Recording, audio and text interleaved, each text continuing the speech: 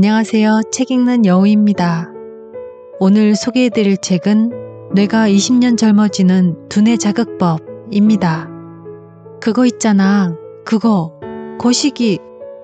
그건 뭐더라? 이런 문장이 혹시 대화에 빈번하게 등장하고 있진 않으신가요? 의학 박사이자 신경내과 전문의인 저자는 만약 나이가 들면서 머리가 나빠졌다고 느낀다면 그것은 익숙해진 일상으로 인해 뇌의 활동이 둔해졌기 때문이라고 말합니다.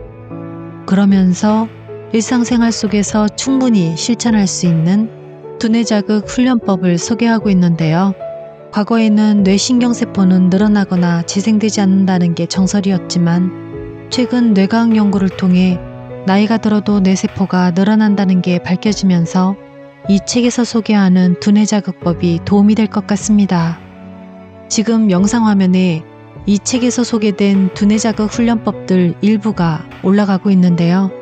목적지까지 익숙치 않은 길로 빙빙 돌아서 가기, 손가락 사이에 볼펜 끼우고 글자 쓰기 등등 평소에 무의식적으로 하던 행동들을 새롭고 낯설게 느끼게 하는 실천법입니다. 또는 눈을 감고 밥 먹기, 커피 향을 맡으면서 물고기 사진 보기 등등 사용되지 않던 오감을 끌어내는 방법과 같이 아주 사소한 행동이 뇌를 다시 젊어지게 한다는 사실, 또는 나이가 들어도 머리가 좋아질 수 있다는 사실을 반복해서 훈련법들과 함께 말해주고 있습니다. 자, 그럼 뇌가 20년 젊어지는 두뇌 자극법 일부를 함께 들어보실까요? 사소한 자극과 행동의 변화가 뇌를 젊게 만든다. 최고를 목표로 뇌는 항상 진화한다. 뇌의 감탄할 만한 점은 갈면 갈수록 예리해지는 칼처럼 뇌도 쓰면 쓸수록 좋아진다는 사실이다. 뇌는 항상 최고의 속도를 내기 위해 스스로 진화해간다. 그렇다면 뇌는 어떻게 스스로 진화할까? 그 비밀의 열쇠는 바로 뇌를 구성하는 뇌세포, 즉 뇌의 신경세포에 있다. 뇌의 신경세포는 축삭돌기와 수상돌기로 서로 연결되어 네트워크를 형성하고 있는데 외부로부터 자극을 받을 때마다 네트워크를 변화시킨다. 그러면 뇌는 외부의 자극에 다양한 반응을 보이는 것이다.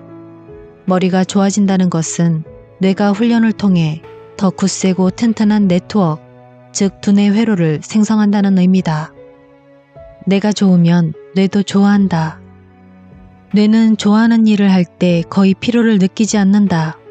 피로는커녕 좋아하는 일에 집중하면 오히려 진화를 거듭한다. 뇌가 변한다는 것은 뇌 신경세포끼리 네트워크를 늘려간다는 말이다. 우리 두뇌에 지금까지 없었던 길이 새롭게 만들어지는 것이다.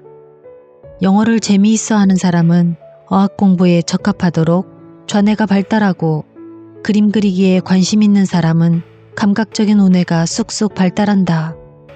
머리가 좋아지는 비결을 한마디로 요약하면 내가 좋아하는 일을 찾아내어 열심히 배우고 익히는 것이다. 이것이 가장 이상적인 두뇌 훈련법이며 자신의 능력을 최대한 끌어올릴 수 있는 비결이다.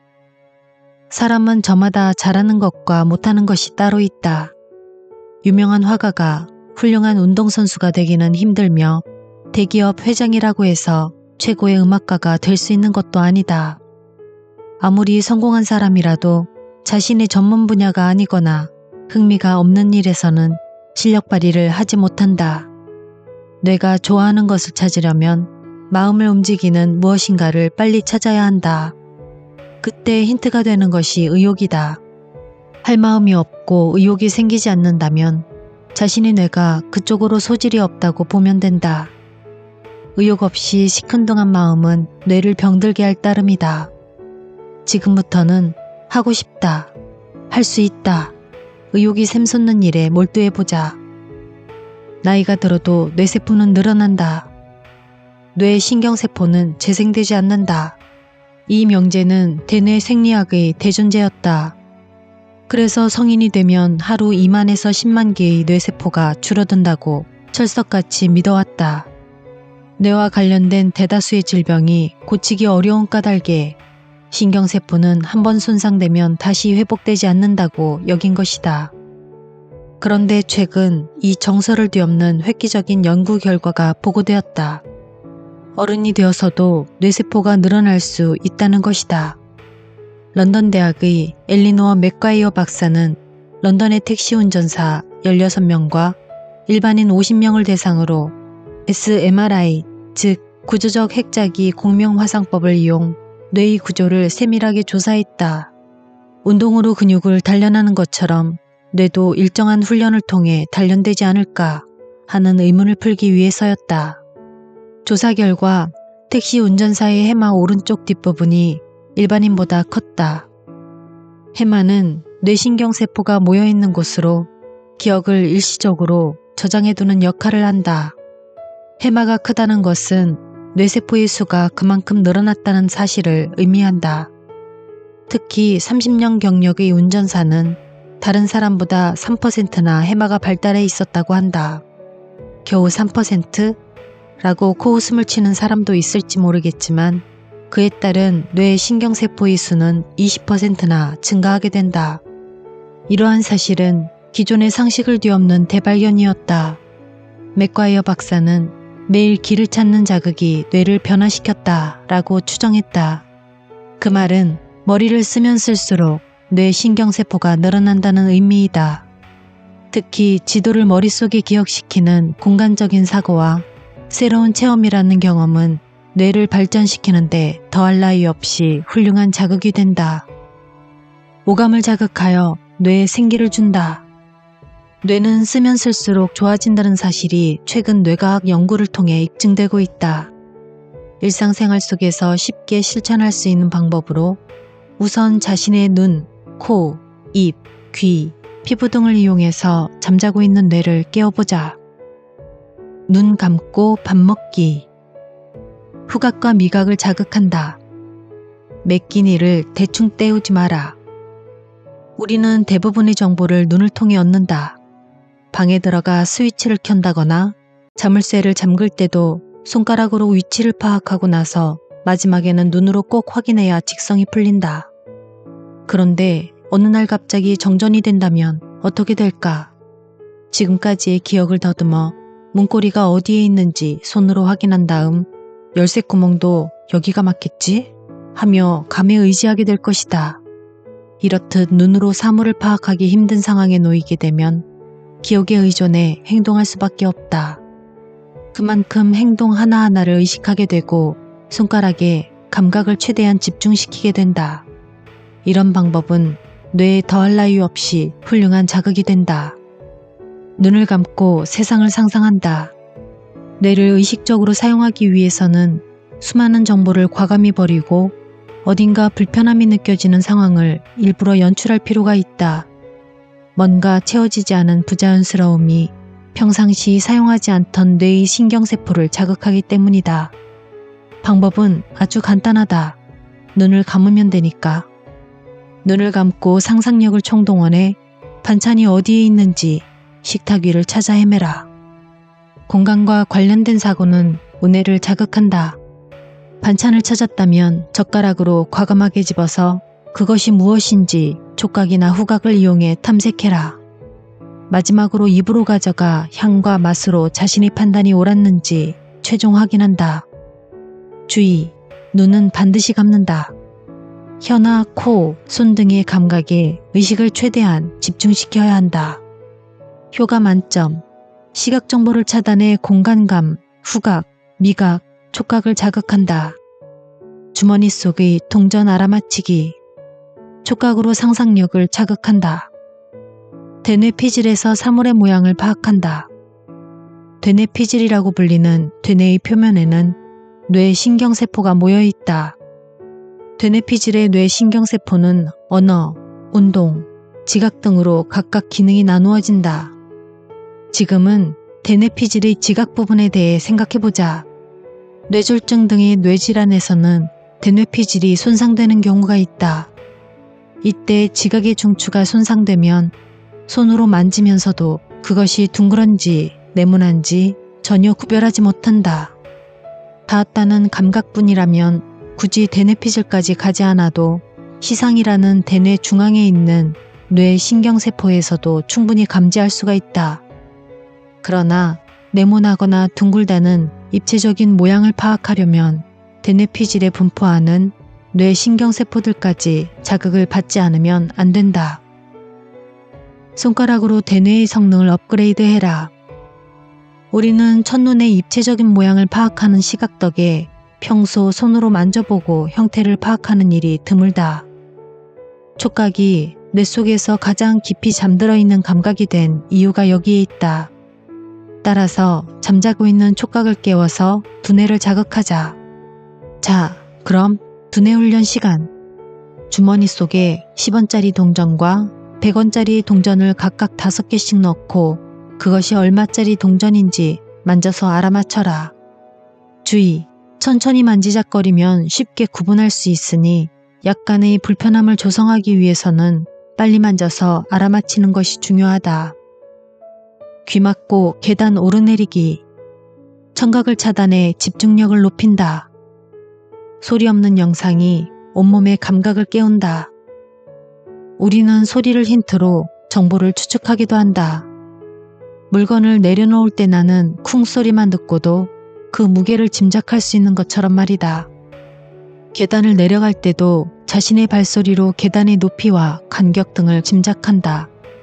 일상에서 소리는 종종 감각을 지배하고 주의력을 흩뜨려 놓는다.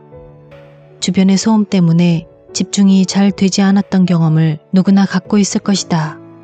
요즘 음악을 들으면서 작업을 하는 사람이 부쩍 늘었지만 급박한 상황이나 마감이 닥치면 음악을 끄고 하던 일에 집중하게 된다. 역시 집중하는 데에는 소리가 방해가 되기 때문이다. 자, 귀마개를 하고 계단을 오르내려 보자. 발가락 끝에 신경을 집중하는 것은 주머니 속의 동전을 알아맞히는 일처럼 대뇌피질을 자극한다. 귀를 막고 발가락으로 계단 위치를 확인하면서 사뿐사뿐 조심해서 내려가자. 소리가 차단되기 때문에 모든 감각이 발가락으로 쏠리게 된다. 효과 만점. 평상시 거의 쓰지 않던 발가락 감각을 사용하여 뇌의 감각 기능을 일깨운다. 코 막고 커피 마시기. 후각과 미각을 자극한다. 먼저 코를 꼭 막고 커피를 마셔보자. 평소대로라면 커피 향이 코 점막이나 후각을 통해 뇌에 인식되지만 향이 없기 때문에 뇌는 혀의 미각만으로 입속에 들어온 내용물을 분석하게 된다. 그러면 뇌는 혼란스러워하며 분석 작업에 더욱 필사적으로 매달리게 된다. 커피뿐만 아니라 평소 즐겨 먹는 음식도 코를 막고 먹어보자. 좀 불편하겠지만 색다른 맛을 느낄 수 있을 것이다. 그런 혼란함이 뇌에는 자극이 된다는 사실 잊지 말자. TV 프로그램 안내문 소리내어 읽기. 신체의 모든 감각을 총동원한다. 소리내서 읽으면 학습 효과도 껑충. 무언가를 소리내어 읽으면 학습 효과가 높아진다는 이야기가 있다. 시각뿐만 아니라 청각을 자극해 얻는 정보가 기억에 더 오래 남기 때문에 소리내어 읽는 것이 좋다. 뇌에 정보를 입력할 때는 모든 감각을 동원해야 더욱 또렷이 기억에 남는다. 시각 정보는 금세 잊혀지지만 거기에 혀나 입술, 목 등 신체의 여러 부위를 사용하여 다른 감각으로 피드백해서 확인하면 그만큼 뇌를 더 많이 자극해 강렬한 기억으로 남게 된다. 소리내어 읽는 효과는 그것만이 아니다. 뇌는 내용을 빨리 이해하고자 힘쓰기 때문에 정보 분석 속도도 빨라진다. 영어를 공부할 때도 역시 소리내어 발음하는 쪽이 훨씬 효과적이다.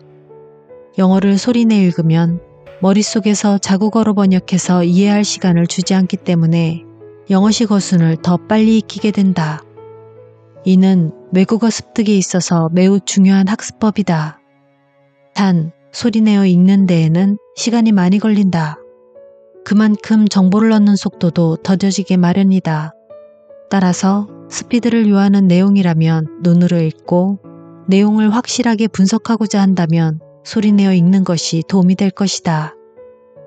커피 향을 맡으며 물고기 사진 보기. 후각과 시각을 교란시킨다. 진한 향기만큼 기억도 강렬해진다. 냄새는 특정한 대상을 떠올리게 한다. 누구든 커피향을 맡는 순간 커피의 이미지가 머릿속에 그려지면서 커피잔이나 티스푼 등 커피와 관련된 물건들을 떠올리게 된다. 하지만 커피향은 나는데 눈앞에 보이는 것이 커피가 아닌 물고기라면, 냄새가 커피향인데 전혀 어울리지 않게 눈앞에 물고기가 보인다면 분명 당황하여 두뇌 회전이 빨라질 것이다. 후각의 기억은 상당히 강렬하다. 어떤 상황에서 맡았느냐 하는 경험은 오랫동안 뇌리에 남는다. 평상시에 우리는 거의 냄새를 인식하지 못한 채 살기 때문에 독특한 향은 그만큼 기억에 선명하게 새겨진다. 또한 향기는 기억과도 관련이 깊다. 프랑스의 유명한 소설가 프루스트는 커피향을 맡은 순간 과거의 기억이 거짓말처럼 되살아나 불후의 명작인 잃어버린 시간을 찾아서를 남길 수 있었다. 이처럼 향기와 기억의 관계는 밀접하여 이런 향은 이럴 때라는 패턴이 우리의 머릿속에 깊이 새겨져 있다. 바로 그런 상식을 역으로 이용하면 뇌를 강렬하게 자극할 수 있다. 주의! 냄새는 기억을 되살리는 훌륭한 단서가 된다. 평소 익숙한 향을 준비한 다음 그것과 전혀 관계없는 것을 눈앞에 둬서 확실하게 속임수를 연출하자. 효과 만점! 후각의 기억을 교란시키면 뇌는 200% 단련된다.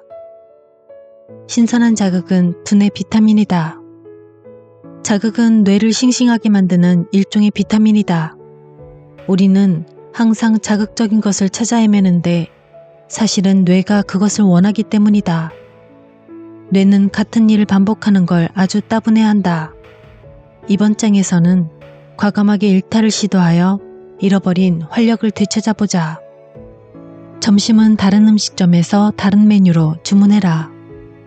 색다른 경험이 새로운 두뇌 회로를 만든다. 익숙해진 습관은 뇌를 지루하게 한다.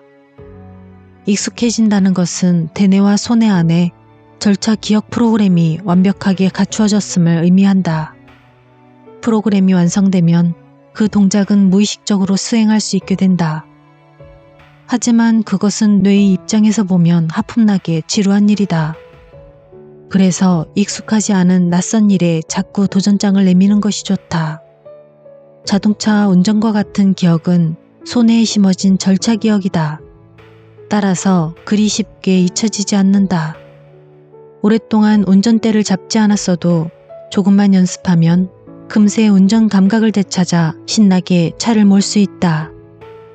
아주 작은 변화라도 끊임없이 시도하라. 새로운 두뇌 회로를 만들기 위해서는 색다른 경험, 짜릿한 자극이 필요하다.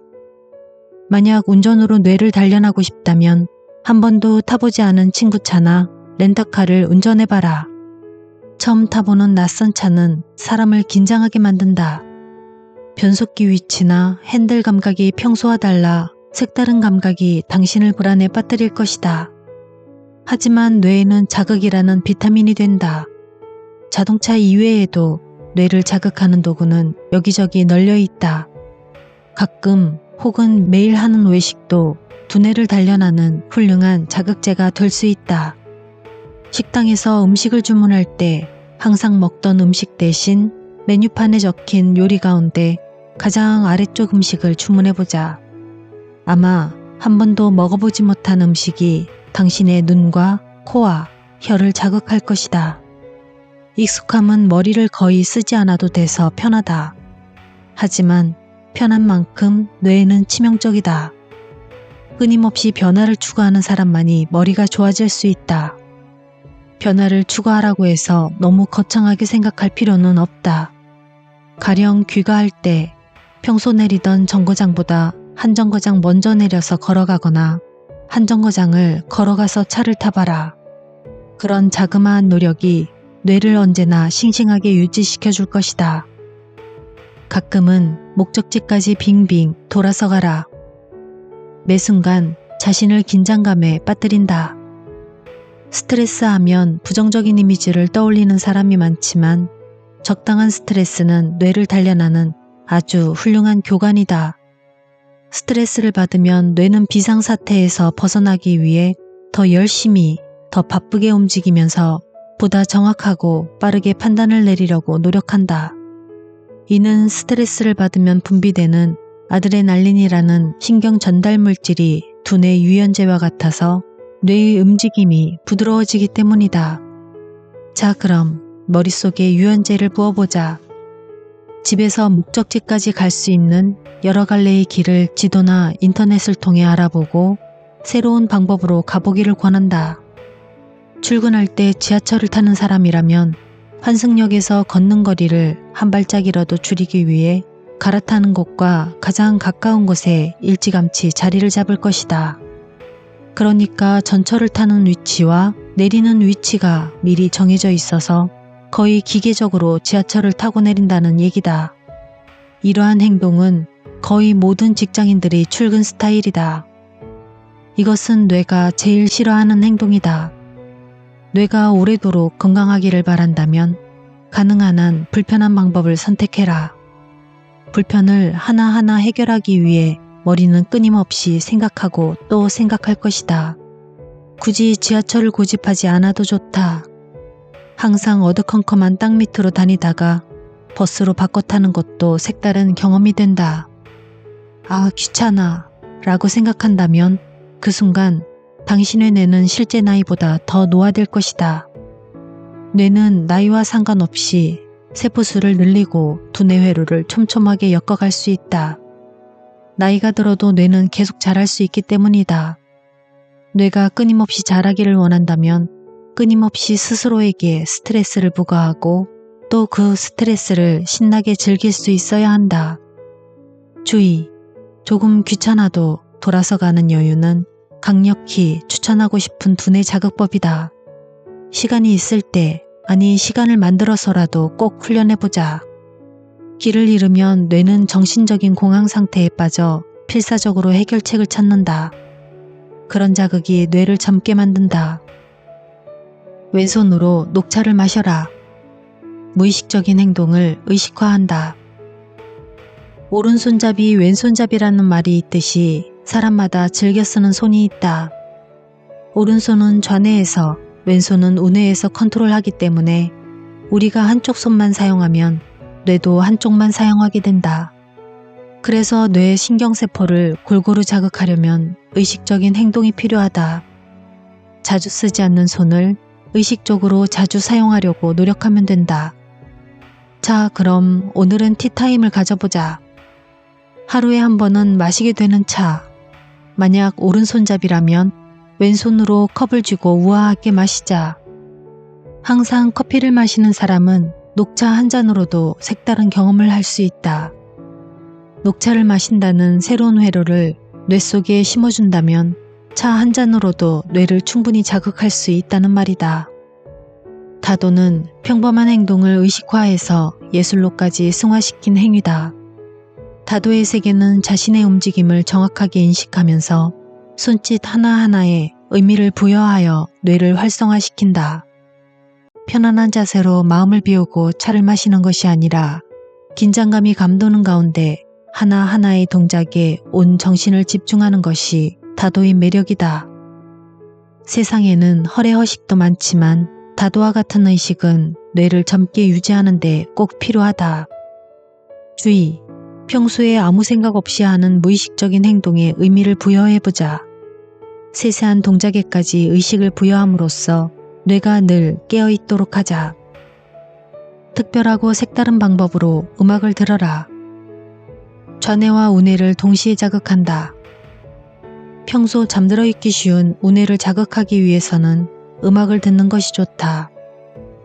그런데 요즘에는 차 안이나 일터에서 음악을 듣는 경우가 대부분인 듯하다. 순수하게 음악을 감상하기 위해서 듣는 사람은 드물다. 뇌는 동시에 몇 가지 일을 처리할 수는 있어도 몰입하면 한 가지밖에 못한다. 그렇기에 음악에만 푹 빠져들기 위해서는 듣는 장소를 바꿀 필요가 있다. 생활 속에서 느긋하게 홀로 음악을 즐길 수 있는 장소를 추천하라면 욕실을 꼽고 싶다. 보통 때는 흘려듣고 마는 곡이라도 밀폐된 장소에서 들으면 색다른 느낌과 특별한 인상을 갖게 된다. 그 음악 자체에만 몰입할 수 있기 때문이다. 평소 듣지 않는 음악을 일부러라도 찾아 들어라. 음악은 아무래도 자신이 좋아하는 장르만 듣게 된다. 익숙한 음악에만 귀가 솔깃해진다면 이미 뇌 속에 그 음악을 받아들이는 프로그램이 만들어졌다는 뜻이다. 그렇게 되면 우뇌 자극에 그다지 도움이 되지 못한다. 음악을 통해 두뇌를 단련하고 싶다면 평소 듣지 않는 장르의 음악을 들어라. 낯선 장르의 음악은 뇌에 새로운 자극을 주고 그 결과 뇌 속에 새 프로그램이 생겨난다. 주의! 색다른 장르의 낯선 노래를 들어야 의미가 있다. 특히 가사가 있는 경우 가사에 주의하며 볼륨을 높여보자. 멜로디와 가사를 모두 주의해서 들으면 좌뇌와 우뇌 두 마리 토끼를 잡을 수 있다. 하루에 6시간씩 푹 자라. 충분한 수면으로 기억력을 높인다. 기억은 잠자는 동안 차곡차곡 정리된다. 수면은 단지 뇌를 쉬게 할 뿐만 아니라 좀 더 적극적인 의미에서 뇌에 들어온 정보를 정리하고 기억을 선명하게 하는 기능이 있다. 다시 말해 시험 전날 밤새워 공부하는 것보다 어느 정도 수면을 취하면서 머리에서 지식이 정리되기를 기다리는 쪽이 훨씬 효과가 크다는 얘기다. 그렇다면 어느 정도 잠을 자야 기억이 잘 정리될까? 수면에는 자면서 안구가 움직이는 급속 안구운동 수면, 이른바 렘 수면이 있다. 각성 상태에 가깝지만 신체 기능은 거의 정지한 상태인데 이때 꿈을 꾼다. 렘 수면은 기억에 있어서 매우 중요한 시간이다. 렘 수면이 진행되는 동안 기억이 정리 보존되는 이른바 기억의 고정화가 일어나기 때문이다. 이 시간을 잘 활용하면 기억을 효율적으로 관리할 수 있다. 그렇다고 무조건 많이 자는 건 좋지 않다. 하루 6시간 정도면 충분하다. 렘 수면을 이용해 기억력을 높이기 위해서는 수면 사이클에 맞는 수면법이 필요하다. 수면은 90분 간격으로 하루에 4번 정도 되풀이되는데 렘 수면도 그에 맞춰서 4번 정도 찾아온다. 만약 90분을 채 못 자고 60분 만에 눈이 떠졌다면 그날의 수면은 숙면과는 거리가 멀다. 또한 이불 속에 들어가기 전에 책상 앞에서 꾸벅꾸벅 졸면 정작 잠자리에 들어서는 도리어 정신이 말똥말똥해진다. 잘 자려면 이를 악물고 깨어 있다가 도저히 참을 수 없을 때 바로 이불 속으로 들어가야 한다. 이것이 숙면의 비결이다.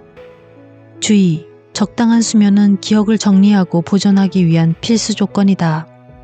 휴일에 잠을 몰아자는 버릇은 두뇌 자극에 오히려 좋지 않다. 뇌를 골고루 쓰면 총명해진다. 되뇌 기능이 오른쪽과 왼쪽으로 반씩 나뉜다는 연구 결과가 발표되자 한때 우뇌붐이 일어난 적이 있었다. 하지만 최근에는 좌우뇌가 칼로 베듯 확실하게 기능이 나누어지지 않는다는 사실이 속속 밝혀지고 있다. 이번 장에서는 좌우뇌를 비롯해 뇌의 다양한 부위를 적극적으로 활용하기 위한 두뇌 자극법을 소개한다. 낯선 슈퍼에서 장보기. 공감각을 이용하여 우뇌를 단련한다. 직감은 경험을 통해 단련된다. 우리는 매 순간 과감히 결단을 내려야 하는 선택의 순간과 맞닥뜨리게 된다. 그럴 때 생각하는 시간이 길어진다고 해서 탁월한 선택을 하는 것은 아니다. 가끔은 직관적으로 바로 판단을 내릴 필요도 있다. 직감은 우뇌가 지대한 영향을 끼친다. 직감은 자기 고민과 고된 인생의 경험으로 연륜이 쌓일수록 단련된다. 젊은 날의 무기가 톡톡 튀는 감성이라면 연륜의 무기는 직감이나 종합적인 판단 능력이라고 말할 수 있을 것이다. 우뇌를 단련시키기 위해서는 시각적인 자극이 가장 효과적이다. 그래서 독서도 우뇌 단련이 도움이 된다. 하지만 천천히 곱씹으면서 책을 읽으면 좌뇌의 언어 중추가 발동하기 때문에 우뇌를 단련하려면 문자를 이미지로 이해해야 한다. 그렇다고 해서 별로 좋아하지도 않는 책을 무턱대고 읽는 건 고역이다. 그보다 일상생활에서 우뇌를 자극할 수 있는 방법을 찾아보자. 요리를 만들어 보면 어떨까? 무작정 슈퍼에 가서 이것저것 구경하다 보면 자연스레 요리의 이미지가 떠오를 것이다. 그게 바로 이미지 연상법이다. 게다가 지금까지 가본 적이 없는 낯선 슈퍼에 가면 더욱 효과가 크다.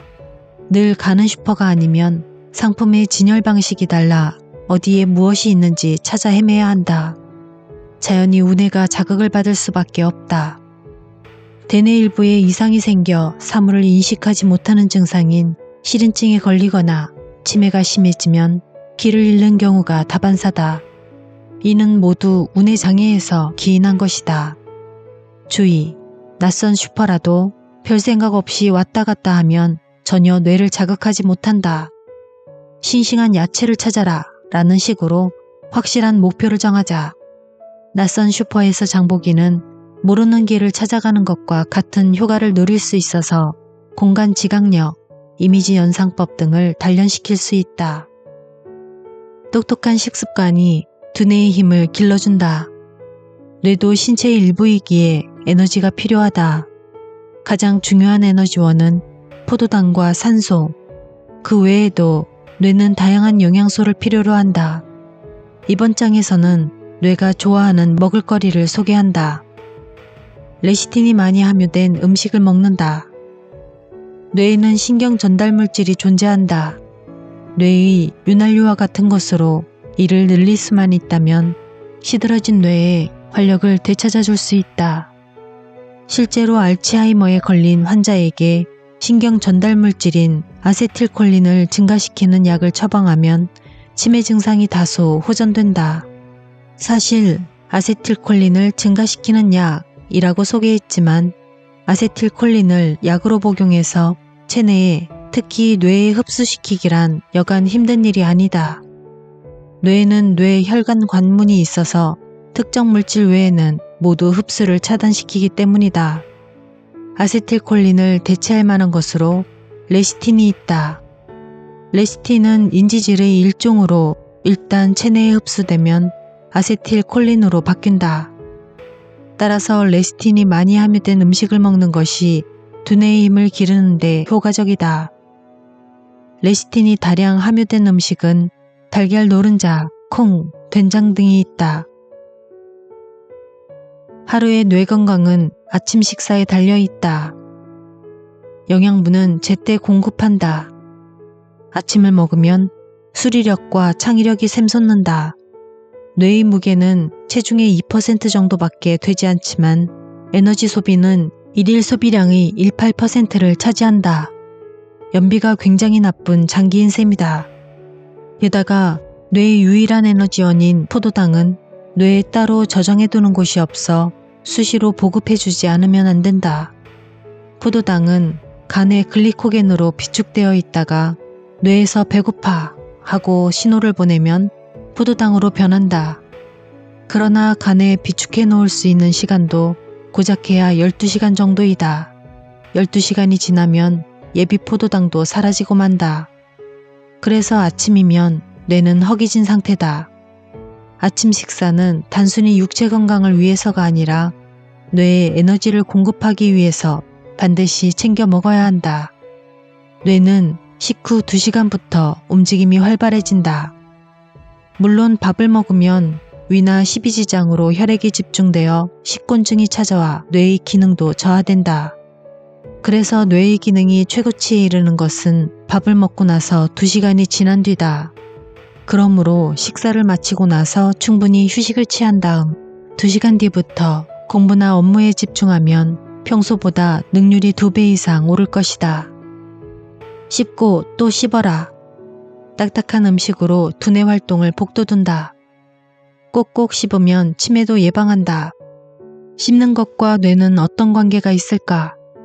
한 연구에 따르면 껌을 씹게 한 뒤 뇌 혈류량이 어떻게 변화하는지 조사했더니 씹을 때마다 혈류량이 대뇌의 감각 운동령에서는 25%, 미각 중축에서는 9에서 17%, 손의 등에서는 8에서 11%나 증가했다고 한다.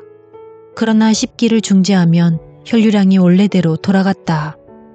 또 다른 실험에서는 씹을 때마다 대뇌 신경세포가 활발해졌다는 결과도 나왔다. 더욱이 치아가 좋지 않을수록 치매에 걸릴 확률이 높아진다고 한다. 제대로 씹지 못한 탓이다. 노령기에 턱의 힘이 약해지면 해마의 움직임이 감소하면서 기억력이 떨어진다. 뇌를 활성화시킨다는 의미에서도 딱딱한 먹을거리 중심으로 식생활을 바꾸고 씹는 횟수를 늘리자. 그렇다고 씹는 횟수를 정하는 건 불가능하니까 식사 시간을 평소보다 배로 늘리는 것은 어떨까? 그리고 오징어나 쥐포 등을 질근질근 씹는 것도 뇌의 혈류량을 늘리는 데 효과적이다. 후다닥 해치우기보다는 천천히 음미하는 식습관을 들이면 뇌의 건강뿐만 아니라 다이어트에도 도움이 된다. 주의! 시간에 쫓기면 자기도 모르는 사이 대충 씹어 삼키게 된다. 그런 때일수록 심호흡을 하고 천천히 꼭꼭 씹어 먹자. 그러면 마음도 차분해질 것이다. 씹으면 씹을수록 뇌의 혈류량은 증가한다. 지금보다 3배에서 4배 더 많이 씹는다는 기분으로 씹고 또 씹자. 잠깐의 운동이 잠자는 두뇌를 깨운다. 최근 가벼운 운동이 치매 예방에 도움이 된다는 연구 결과가 나왔다. 뇌는 우리가 생각하는 것보다 훨씬 더 많이 운동을 좋아하고 즐긴다. 다만 무리한 운동은 뇌를 튼튼하게 단련하기는커녕 혹사만 시킬 뿐이다. 이번 장에서는 몸에 무리가 가지 않는 가벼운 두뇌 체조를 소개하고자 한다. 하루 20분씩 빨리 걷기. 적당한 운동으로 뇌의 혈류량을 늘린다. 근육의 움직임이 클수록 뇌는 더 많이 자극된다. 운동과 뇌는 무관하다고 생각하기 쉽지만 천만의 말씀이다.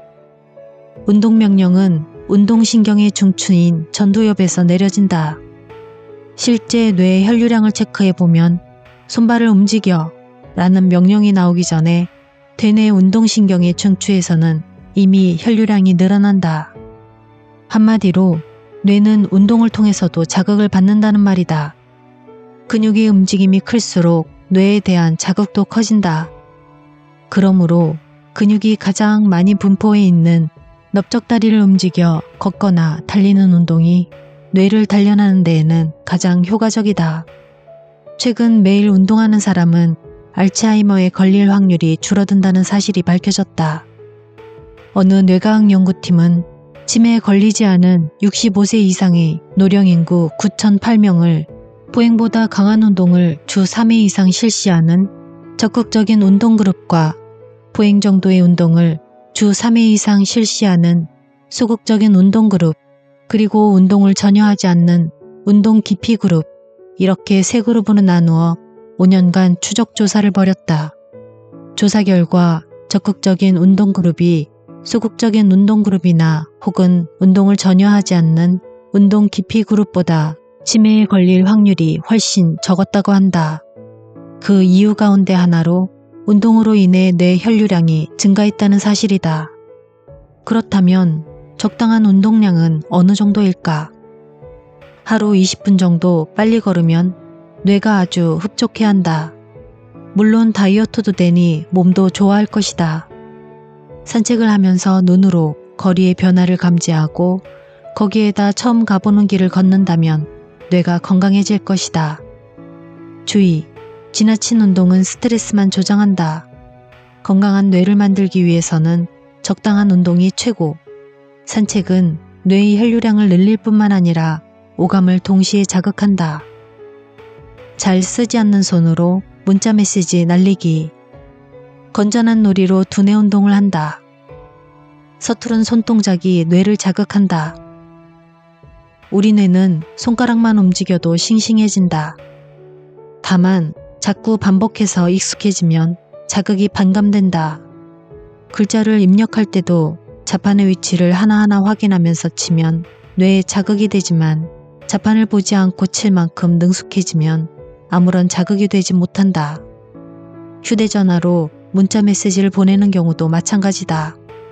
평상시 잘 안 쓰는 손으로 문자를 찍는 등의 새로운 자극을 주는 것이 중요하다. 제대로 손에 익지 않아서 엉뚱한 글자를 남발하는 그런 실수가 뇌에는 훌륭한 영양제가 된다. 주의, 서툴렀던 손동작도 계속하다 보면 익숙해진다. 어쩌다 가끔 실천에 옮겨야 효과가 크다. 손가락 운동은 두뇌 운동에 효과 만점. 여러 가지 동작을 궁리해보자. 손가락 사이에 볼펜 끼우고 글자 쓰기. 새로운 운동으로 손해를 단련한다. 만능 스포츠맨은 손해가 좋다. 프로 골퍼이자 프로 야구 선수, 테니스 선수이면서 동시에 수영 선수는 극히 드물다. 예를 들면 미국의 농구 스타 마이클 조던은 농구를 그만두고 프로 야구 선수를 꿈꾸었지만 결과는 좋지 않았다. 농구와 야구는 근육은 물론이고 뇌 사용법이 다르기 때문이다. 운동신경이 좋다라는 말은 손의 움직임이 일반인보다 활발하다는 뜻이다. 새로운 운동을 시작하면 손해가 자극을 받는데 이를 잘 이용하면 아주 간단한 방법으로도 두뇌 단련 효과를 극대화시킬 수 있다. 집게 손가락과 가운데 손가락 사이에 볼펜을 끼우고 글씨를 써보자. 무척 불편할 것이다. 하지만 뇌가 다시 젊어질 수 있다면 그런 불편함 정도는 감수할 수 있지 않겠는가. 주의, 손해를 단련시키려면 새로운 스포츠에 도전해보자. 낯선 규칙을 익히고 사용하지 않던 근육을 단련하는 동안 손해가 단련될 것이다. 새로운 것을 많이 경험해야 손해가 단련된다. 작은 성공이 뇌를 싱싱하게 단련한다. 두뇌를 활성화시키기 위해서는 스스로 무언가를 달성했을 때의 기억이 필요하다. 성공에 대한 기억은 또 다른 일을 하려는 의욕으로 이어지고 의욕은 뇌를 자극한다. 그렇다고 화려한 성공을 쫓아 아둥바둥 살 필요는 없다. 뇌는 작은 성공을 하나둘 이뤄가는 것을 더 좋아한다. 하루에 하나씩 성취감 맛보기. 작은 성취감으로 의욕을 되살린다. 왜 뭔가를 이뤄내면 기쁨의 미소가 절로 지어질까? 좋아서 하는 일은 밤을 새워도 왜 전혀 피곤하지 않을까? 쾌감을 느끼면 도파민이라는 신경 전달 물질을 분비한다. 도파민은 기쁨이나 즐거움의 감정을 느끼게 할 뿐만 아니라 뇌 신경세포를 발달시켜 두뇌의 회로를 확장시킨다. 도파민이 의욕 호르몬이라고 불리는 이유도 바로 그 때문이다. 도파민이 즐거움을 느낄 때 분비된다면 도파민이 샘솟는 환경을 만들어주면 뇌 신경세포가 행복해서 활기차지지 않을까. 작은 일이라도 해냈다는 기쁨을 맛본 사람은 그때의 짜릿한 성취감을 기억하며 계속해서 무언가를 이루고자 최선을 다한다. 의욕을 잃지 않기 위해서는 조금 쉽게 달성할 수 있는 작은 목표를 항상 눈앞에 매달아 두자. 이 일은 오늘 내로 꼭 끝내고 말 거야. 토요일에는 맛있는 거 먹으러 가야지. 같은 작고 일상적인 목표를 세우고 꼭 지켜내면 그야말로 머리가 좋아지는 지름길로 들어선 것이다. 그러다 점차 목표를 크게 잡아가면 샘솟는 의욕과 아울러 그에 걸맞은 노력도 가능해진다. 주의, 목표는 작고 실현 가능한 것으로 잡는다. 목표를 하나하나 이뤄가면 도파민은 점점 더 많이 분비될 것이다. 해냈다는 성취감이 도파민 분비를 촉진시켜 끊임없이 의욕을 불러일으킨다. 목표를 글자와 소리로 확인하기. 읽고 쓰는 행위로 목적의식을 확고히 한다. 할 수 없다고 생각하면 뇌는 정말 못한다. 목표에 대한 간절함이 크면 뇌는 목표를 이루기 위해 최고의 능력을 발휘할 수 있는 회로를 만들어간다. 즉, 뇌가 의욕적으로 변해가는 것이다. 목적의식, 이것이 바로 뇌를 움직이는 특효약이다. 하지만 머릿속으로 막연하게 생각만 하는 목표는 전혀 도움이 안 된다. 글자로 써보고 큰 소리로 읽어보면서 확실하게 뇌에 입력시키자. 그런 다음 매일 아침 저녁으로 다시 보고 또 보면서 뇌에 깊이 새겨두자.